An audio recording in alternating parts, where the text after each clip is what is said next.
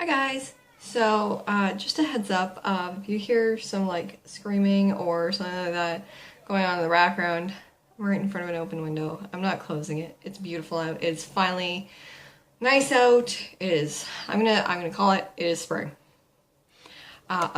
Which makes me so happy because I can't do my jacket anymore. And welcome, folks, to week 33. Okay, so at the end of this video, I'm gonna show you guys some of the baby's room that I recorded that we've done. There's some stuff that I'm still waiting on that we have, and things that we haven't done. We got some sticker stars that we're gonna be putting on the wall. I've got a light that I'm gonna be again putting on the same wall as the sticker stars. I've got a decal that's gonna be going above the crib, and we still have to get some shelving for her clothes. Even though right now it's in dressers, but that's not really where I wanted to keep it. So, my last day of work is actually next Friday, the 27th. It's absolutely insane that I'm at this point where I'm leaving work. I know it's super early. I have, as of like yesterday, I have 7 weeks left, but as I've said in previous videos and previous times, and to anybody who's listening, because this is actually a huge issue, is my back. The reason why I'm leaving early is because of really bad back pain. I am seeing a chiropractor. Which reminds me, I need to book another appointment with him. So hopefully that's gonna help. But the only downside is that I'm not going to have relief until closer to mid-May, and I'm due at the end of June, and some days it's unbearable, because it's just the way it is. And I mean, shout out to those who deal with back problems on a regular basis, because I don't know how you people do this. This is insane. I'm allowed to take a Tylenol. I have been cleared for that.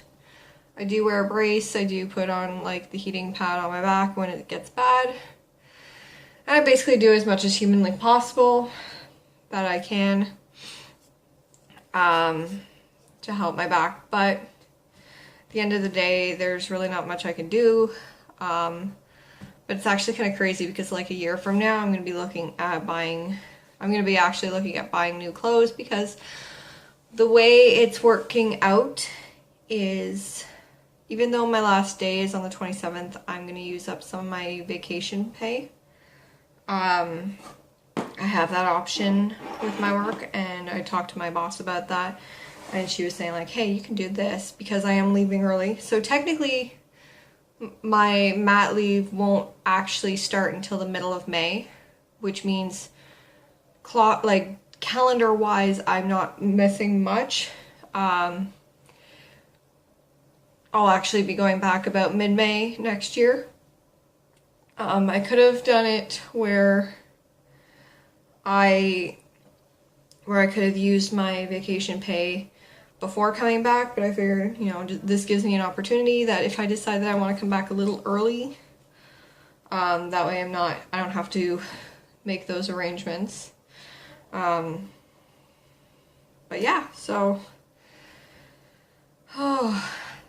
we're on a countdown. We are at 7 weeks left, although it could be a little bit less because I am reading a little bit ahead. We're not changing, my due date doesn't change. Even though my estimated due date is June 8th, I'm reading a little bit ahead according to basically the ultrasound and measurements. I'm reading closer to June 3rd-ish. So it's not a huge difference, so nothing's being changed. So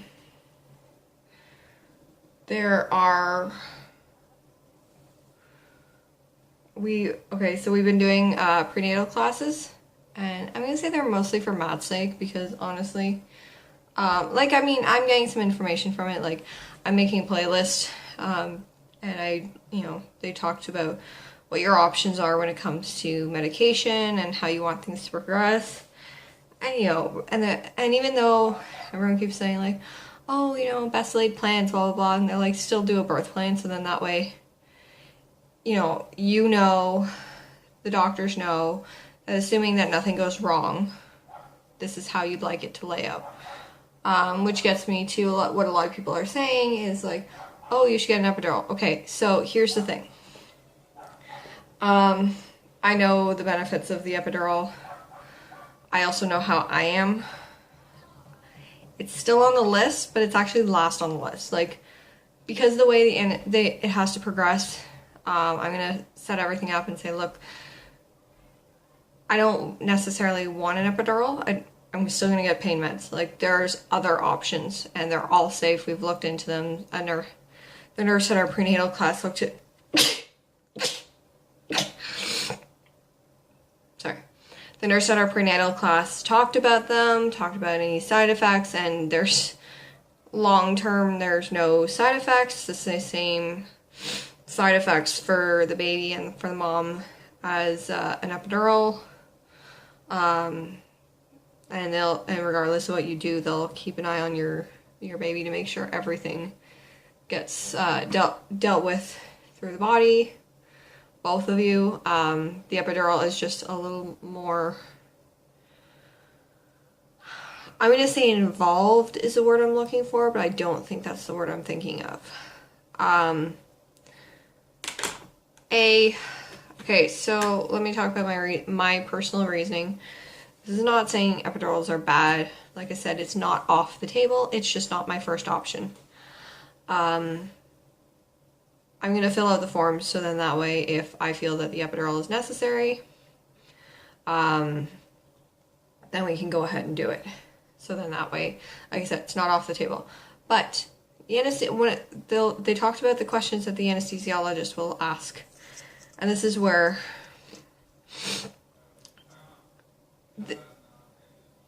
this is where I get really hesitant. They ask you if you've ever had anesthetic, and I know it's not the same. So when you get dental work, but I've had dental work 3 times and 3 different reactions. The first time I got sick, the second time you couldn't keep me awake, third time you couldn't keep me settled. And I don't remember any of it.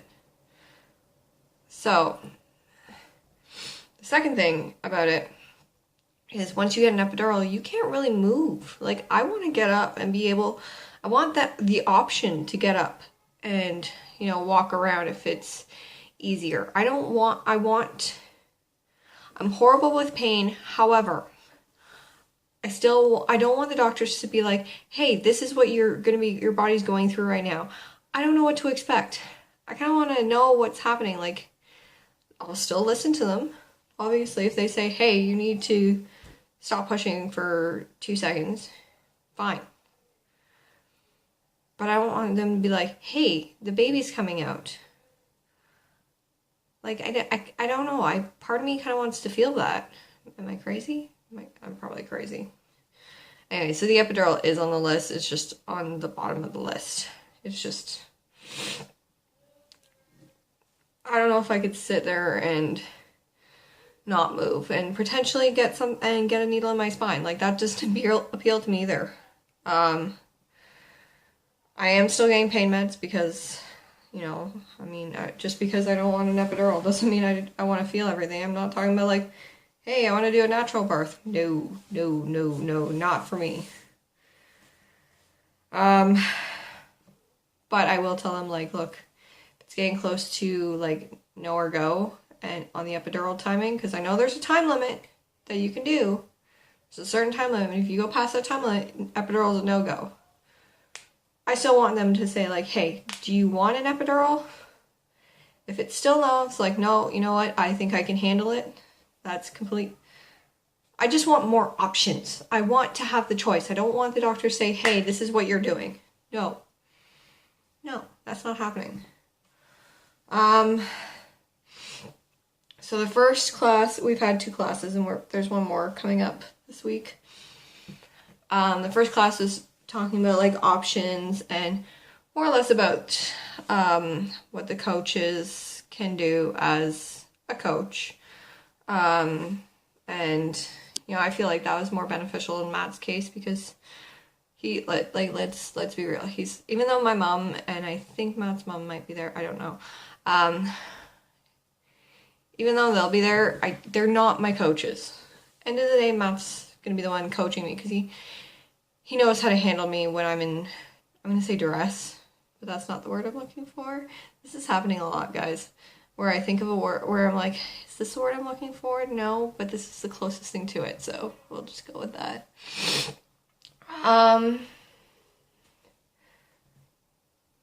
But yeah, so the second one was about breastfeeding, which again,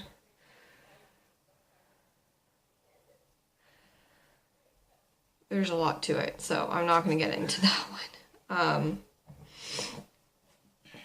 Then the next one is about like just basically life with baby, which they're going to teach us about, a lot of stuff that they're going to teach us about in the hospital. Like diapering and swaddling. Sorry, I'm trying to like cross my leg and it's actually really uncomfortable in this chair. Stuff like that, and stuff that they're going to teach us in the hospital, but it's good to have an idea, because you're already going like, fuck, what am I doing? And then like, let's just add a new child. So it's kind of good to get an idea of what's going on first. So then you know what to expect, and it's like, okay, this is how you do it on a baby that's not squirming around.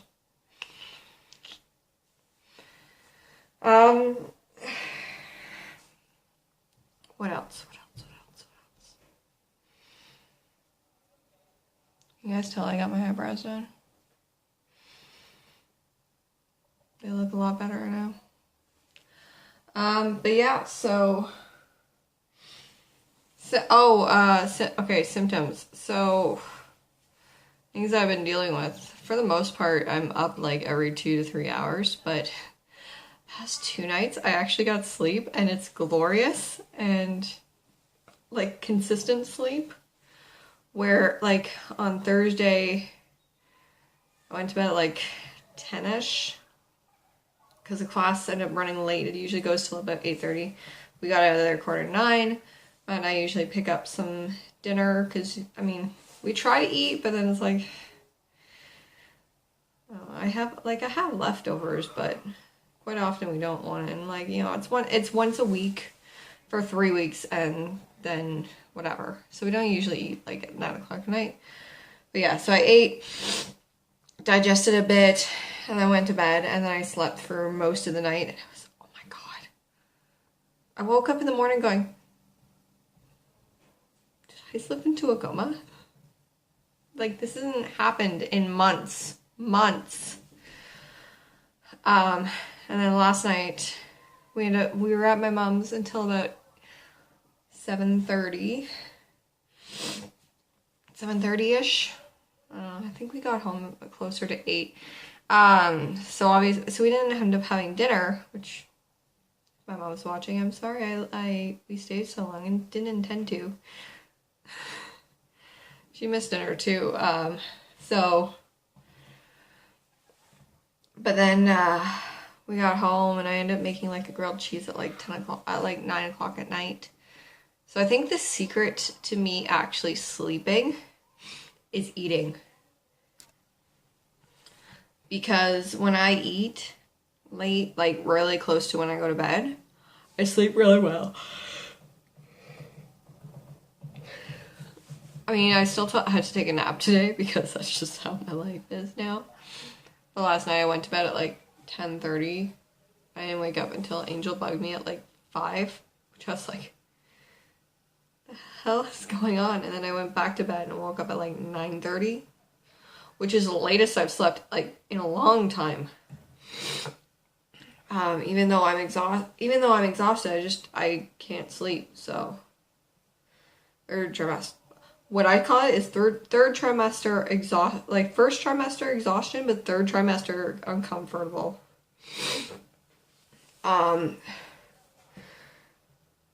Yes, my nose is stuffed. Welcome to my life. I don't know. I think it's allergies at this point, which I was cleared to take reactants, so I'm super excited. Yeah, so that's all I can really think of right now. Like I said earlier, I'm so glad this is actually nice out because I can't do my jacket up and it's been freaking cold. So what I do is I throw on a sweater, leave my jacket open. I don't have a choice. I do get a lot of looks now though because people can actually see the belly, and yeah, I get offered bus seats a lot now. I still get weird looks because, guys, I'm 30, but I do not look it. I get a lot of looks from these cranky old ladies. They're fun to deal with because I actually will hide my wedding ring too, because I'm that person. Because if you're going to be judgmental, say something, because I will snark right back. I don't know if it's pregnancy or if it's just my literal, because of, I don't know if it's because of pregnancy, my literal don't give a fuck level is like in the basement. Like, I don't care about shit. Like, I might actually snark back to people quite often, like now. Like, you want to try and say something about me? Say it to my face. Which is fun. Because people generally won't. They'll talk about you behind your back, or they'll give you weird looks on the bus. So, it's fun times. Yeah. Okay, yeah, that's it. This is like a really long one. I'm sorry. So this is the baby's room. Things aren't set up right now. These dressers are not going to stay there. One is probably going to move over here. These are some stuff that I want to kind of go through. Probably bring her downstairs. The bin will be staying up here because that's going to have diapers. In the closet here, we're going to have shelving. That's just some stuff I need to get hung up. We have some stuff hung up. These stars are going to go on this wall opposite the crib. And then up here, we're going to have a sun and moon decal. The bassinet's obviously not going to stay there. And just a couple of blankets that we've got. Some receiving blankets. Right now, a bunch of clothes are in these dressers, but they're not staying there. This is going to be for more blankets and sleepers and stuff like that. And maybe some diapers if we feel necessary. I need to get another... we need to get a screen for this window, but I need to get other cushions for this. My grandma gave me this glider. Behind it I have like 2 diaper bags. A small one and a regular one. This is a bunch of stuff that my coworkers gave me. I'll go through that in another point, but I'm just going to grab one thing out because...